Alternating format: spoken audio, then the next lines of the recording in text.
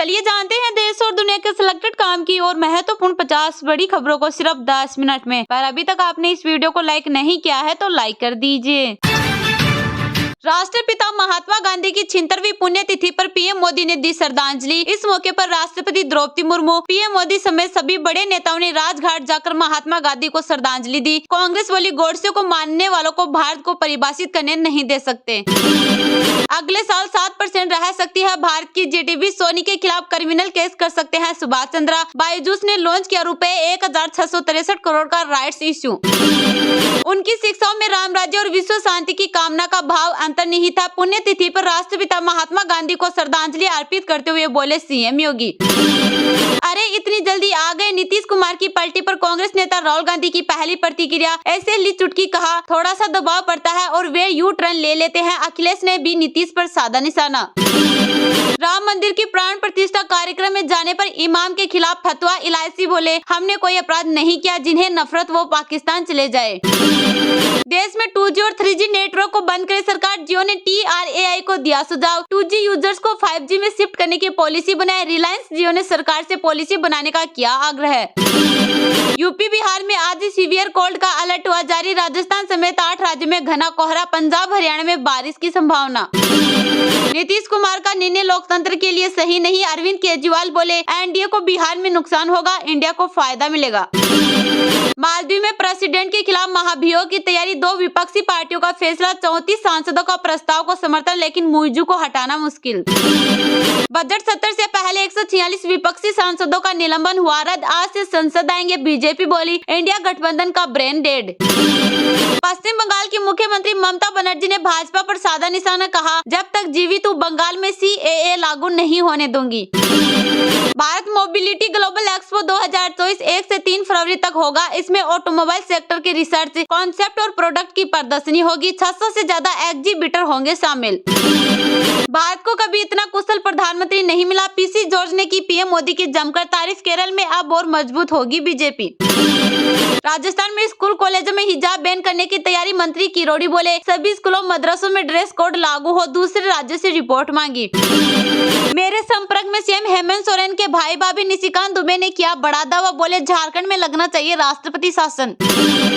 High court का 8 हिंदू मुस्लिम जोड़ों को सुरक्षा देने से किया इनकार। कहा विवाह कानून के तहत माने नहीं। कपल्स ने जान का खतरा बताया था। चंडीगढ़ मेयर चुनाव में भाजपा ने दर्ज की जीत। जेपी नड्डा बोले इंडिया में न अंकगणित काम कर रही न केमिस्ट्री। ट्वीट कर दी बधाई। 1 फरवरी को पेश होगा अंतरिम बजट। सर्वदलीय बैठक में बोले संसदीय कार्य मंत्री सरकार हर मुद्दे पर चर्चा के लिए तैयार। चीन हमारे पड़ोसी देशों को प्रभावित करेगा। एस जयशंकर बोले भारत को प्रतिस्पर्धा से नहीं डरना चाहिए। भारतीय सैन्य कर्मियों को वापस बुला लें। अडानी टोटल गैस के तीसरी तिमाही के नतीजे किए घोषित। Q3 FY24 में नेट प्रॉफिट 18% बढ़कर ₹177 करोड़ रहा। रेवेन्यू 4.89% बढ़ा। सुकांत मजूमदार की टिप्पणी पर महुआ मोइत्रा ने की माफी की मांग। बीजेपी बोली फर्जी खबरें फैला रही टीएमसी नेता ममता बनर्जी। मंत्रियों के विभागों का आज हो सकता है बंटवारा। एनडीए कैबिनेट की पहली बैठक में 4 एजेंडों पर लगी मुहर। 12 को फ्लोर टेस्ट संभव। न्यूरालिंक ने इंसानी दिमाग में चिप लगाई। मस्क बोले पेशेंट की रिकवरी बेहतर। पैरालिसिस का मरीज चल फिर सकेगा, दृष्टिहीन देख पाएंगे। कोर्ट ने स्पाइसजेट को ₹33.26 करोड़ पेमेंट करने का दिया आदेश। कहा 15 फरवरी तक इंजन के पट्टेदारों का पेमेंट करो, नहीं तो परिचालन रोक देंगे। देश में हैकरों ने मोबाइल यूजर्स की निजी जानकारी में लगाई सेंध। साइबर सुरक्षा कंपनी ने 75 करोड़ लोगों के डेटा लीक होने का किया दावा। झारखंड विधायक दल की बैठक में सीएम की पत्नी भी 31 घंटे बाद रांची में सामने आए। सीएम हेमंत सोरेन बोले मैं आपके दिल में था। बीजेपी से पहले सीधे मुकाबले में इंडिया हारा। चंडीगढ़ मेयर चुनाव में 8 वोट इनवैलिड। भाजपा 4 वोट से जीती। आप कांग्रेस बोले सरेआम धक्केशाही। तेजस्वी यादव से ईडी ने पूछा नाबालिग थे तो कंपनी कैसे बनाई। 60 सवालों की लिस्ट में से 30 पूरे। तेज प्रताप मीसा भी ऑफिस के बाहर मौजूद। आज से BLS ई सर्विसेज के IPO में निवेश का अच्छा मौका। 1 फरवरी तक कर सकेंगे अप्लाई। 6 फरवरी को होगी शेयर की लिस्टिंग। राम मंदिर की सुरक्षा में लगे जवानों के लिए घर बनाएगी यूपी की योगी सरकार। जमीन को लेकर किया गया बड़ा फैसला। डिम्पल यादव मैनपुरी से तो अक्षय फिरोजाबाद से सपा प्रत्याशी पार्टी ने जारी की लोकसभा चुनाव के लिए 16 उम्मीदवारों की लिस्ट। भारत से सीमा मुद्दे को राजनीतिक आम सहमति से सुलझाना होगा, नेपाली विदेश मंत्री बोले, हम इस दिशा में कर रहे काम।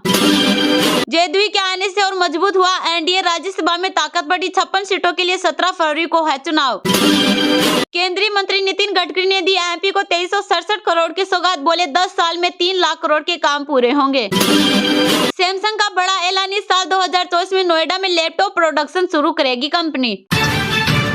राष्ट्रपिता महात्मा गांधी की 76वीं पुण्यतिथि पर पीएम मोदी ने दी श्रद्धांजलि। इस मौके पर राष्ट्रपति द्रौपदी मुर्मू, पीएम मोदी समेत सभी बड़े नेताओं ने राजघाट जाकर महात्मा गांधी को श्रद्धांजलि दी। कांग्रेस बोली, गोडसे को मानने वालों को भारत को परिभाषित करने नहीं दे सकते। राष्ट्रपिता महात्मा गांधी की आज 76वीं पुण्यतिथि है। इस मौके पर राष्ट्रपति द्रौपदी मुर्मू, पीएम मोदी समेत सभी बड़े नेताओं ने राजघाट जाकर महात्मा गांधी को श्रद्धांजलि दी। पीएम ने सोशल मीडिया पर लिखा कि पूज्य बापू को उनकी 76वीं पुण्यतिथि पर श्रद्धांजलि देता हूँ। मैं देश के लिए बलिदान देने वाले सभी वीरों को नमन करता हूं। उनका बलिदान हमें जन सेवा करने और देश के लिए हमारे सपनों को पूरा करने की प्रेरणा देता है। कांग्रेस नेता राहुल गांधी ने बिहार के अररिया में न्याय यात्रा कैंप में बापू के लिए श्रद्धांजलि सभा का आयोजन किया गया। कांग्रेस ने सोशल मीडिया पर लिखा कि न्याय की यह महायात्रा गांधी जी के विचारों से ही प्रेरित है और जो भी उनकी विचारधारा को कुचलने की कोशिश करेंगे वहाँ हम खड़े मिलेंगे। वही कांग्रेस नेता जयराम रमेश ने सोशल मीडिया पर लिखा कि 76 साल पहले आज ही के दिन नफरत फैलाने वाली शक्तियों ने महात्मा गांधी की हत्या कर दी थी। उस विचारधारा और उसे मानने वालों के खिलाफ हमारी लड़ाई जारी रहेगी। जिन्होंने महात्मा के जीवन काल में तो उनका विरोध किया, उन्हें नकारा और अंत में उनकी हत्या की, लेकिन अब उनकी विरासत को हथियाने का प्रयास कर रहे हैं। जयराम ने कहा कि जो लोग गोडसे का महिमा मंडन करते हैं उन्हें आइडिया ऑफ इंडिया को परिभाषित करने की इजाजत न तो दी जानी चाहिए और न ही दी जाएगी। राष्ट्रपति द्रौपदी मुर्मू ने फूल अर्पित कर बापू को श्रद्धांजलि दी। पीएम मोदी ने महात्मा गांधी की समाधि पर फूल चढ़ाए। राहुल गांधी ने बिहार की अररिया में न्याय यात्रा के कैंप में बापू के लिए श्रद्धांजलि सभा का आयोजन किया। उपराष्ट्रपति जगदीप धनखड़ ने भी बापू को श्रद्धांजलि दी। राजघाट पर सर्वधर्म प्रार्थना सभा का आयोजन किया गया। इसमें राष्ट्रपति द्रौपदी मुर्मू, पीएम मोदी समेत अन्य नेता शामिल हुए। सत्य और अहिंसा के मार्ग पर चलकर देशवासियों के दिलों में स्वदेशी की भावना जगाने वाले महात्मा गांधी जी की पुण्यतिथि पर उन्हें नमन। गांधी जी के शांति और सद्भाव के संदेश आज भी प्रासंगिक है और उनके विचार देशवासियों को राष्ट्र के लिए त्याग व समर्पण की प्रेरणा देते रहेंगे।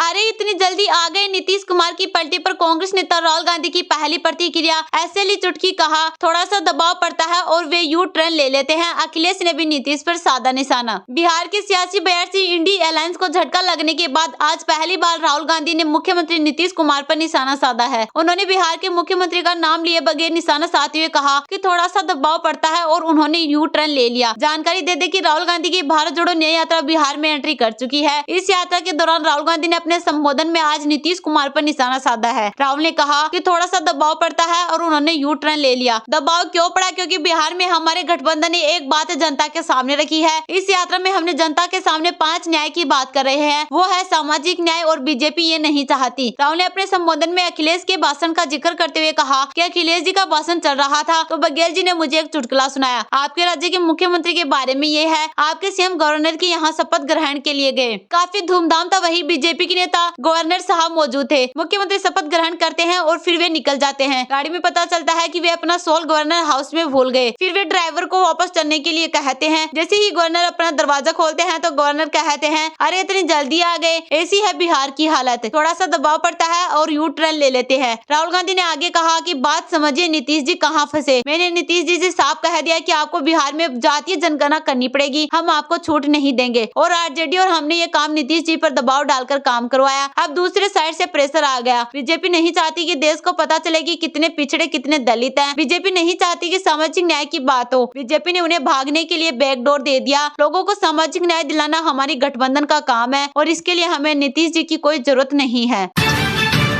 देश में 2G और 3G नेटवर्क को बंद करे सरकार। जियो ने TRAI को दिया सुझाव, 2G यूजर्स को 5G पर शिफ्ट करने की पॉलिसी बनाए। रिलायंस जियो ने सरकार से पॉलिसी बनाने का किया आग्रह है। टेलीकॉम कंपनी रिलायंस जियो ने सरकार को देश में 2G और 3G नेटवर्क सर्विसेज को बंद कर मौजूदा यूजर्स को 4G और 5G नेटवर्क पर शिफ्ट करने की सलाह दी है। कंपनी ने कहा कि इससे गैर जरूरी नेटवर्क कॉस्ट बचाई जा सकेगी। जियो ने सरकार से इसके लिए पॉलिसी बनाने के लिए भी कहा है। हाल ही में Telecom Regulatory Authority of India ने digital transformation through 5G ecosystem नाम से एक कंस्टेलेशन पेपर जारी कर टेलीकॉम ऑपरेटर्स की सलाह मांगी थी। जियो और वीआई ने कहा कि 2G और 3G फास्ट नेटवर्क कनेक्टिविटी में बैरियर की तरह है, जो डिजिटल डिवाइडेंस बढ़ाते हैं और 5G इकोसिस्टम पर इम्पैक्ट डालते हैं। इसके साथ ही इन नेटवर्क्स को चलाने में गैर जरूरी कॉस्ट भी लगती है। जियो ने TRAI को भेजे अपने जवाब में लिखा, इसमें कोई संदेह नहीं है कि 5G नेटवर्क स्पीड और कनेक्टिविटी के मामले में बेहतर है। इसका नेटवर्क अलग अलग इंडस्ट्रीज में चेंजेस को बढ़ा देने के लिए बड़ी भूमिका निभाएगा। ज्यादातर यूजर्स पुराने नेटवर्क का यूज करते हैं। वीआई वोडाफोन आइडिया ने अपने जवाब में कहा कि देश में लोगों का एक बड़ा हिस्सा अब भी 2G का उपयोग कर रहा है। कनेक्टिविटी की उपलब्धता के बावजूद 4G और 5G तक पहुंचने में सक्षम नहीं है। जियो और एयरटेल दोनों टेलीकॉम कंपनियां लगभग एक साल से अनलिमिटेड डेटा प्लान के साथ 4G के रेट्स पर 5G सर्विसेज दे रही है। मौजूदा सब्सक्राइबर्स को 5G पर अपग्रेड करवाने के लिए 4G रेट पर यह सर्विस दी जा रही है।